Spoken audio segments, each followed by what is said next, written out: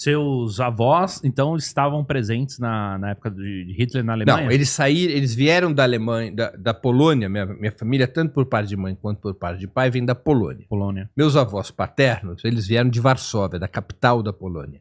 Minha avó materna veio de uma pequena cidade na tríplice fronteira entre a Polônia, a Ucrânia e a Bielorrússia, chamada Lutsk. Uma cidade pequenininha, que ainda existe. Mas era curioso, como ela ficava na tríplice fronteira, e as fronteiras desses 3 países eram muito oscilantes, ela nasceu em Lutsk e era polonesa, porque quando ela nasceu em Lutsk, a Lutsk era polonesa. Uma das irmãs dela, que também nasceu em Lutsk, mas nasceu antes dela, quando a fronteira era da Ucrânia, ela era de Lutsk, mas ucraniana, porque a cidade mudava muito de fronteira. Então, minha avó materna veio de Lutsk, da Polônia, meus avós paternos vieram de Varsóvia.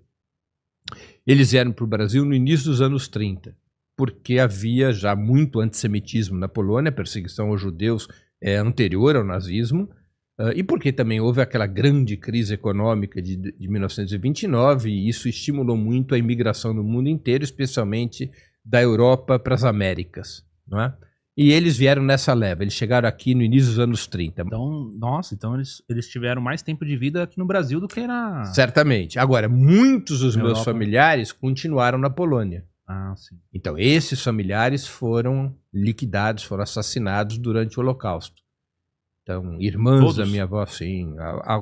Na minha família, nós temos 19 mártires do Holocausto. Alguns em campos de concentração, outros lutando contra o nazismo. 2 irmãs da minha avó eram militantes comunistas na Polônia. Elas passaram para a fronteira da Bielorrússia, onde a União Soviética organizava uma guerrilha contra os nazistas. Os nazistas, em junho de 41, invadem a União Soviética, e na área invadida pelos nazistas, entre elas a área da Bielorrússia, mas também a da Ucrânia, havia uma guerrilha antinazista. Essas minhas 2 tias-avós participam da guerrilha antinazista na Bielorrússia, e as 2 são assassinadas. Uma é fuzilada, a outra foi enterrada viva. E vários outros desses 19 parentes, esses foram aprisionados em campos de concentração, foram levados à morte nesses campos de extermínio depois de 1941. Isso por parte de mãe. Por parte de pai foram outros... A gente tem uma contabilidade menos precisa por parte de pais, mas a gente calcula mais 15, 20 familiares que foram mortos também pelo lado paterno durante o Holocausto. Então, a minha família é uma família judaica, eu sou judeu. Agora, eu não sou judeu religioso, eu sou um judeu secular. Secular. O judeu secular é o judeu que não tem uma religião, não tem um vínculo com a religião judaica. Isso sempre foi uma tradição no judaísmo. Sempre houve um número expressivo de judeus seculares, judeus que não acreditam na religião judaica, né?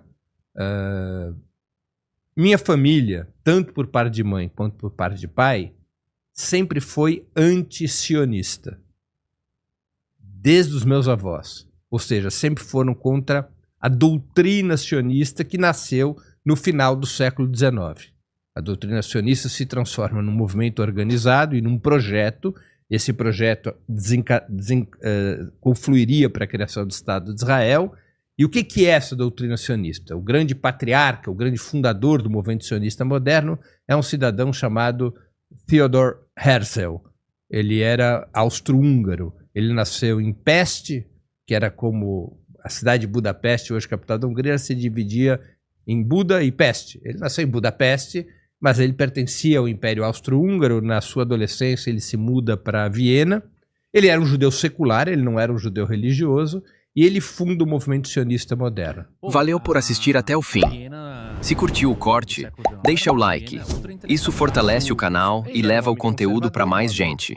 E se ainda não é inscrito, já se inscreve e ativa o sininho para não perder os próximos.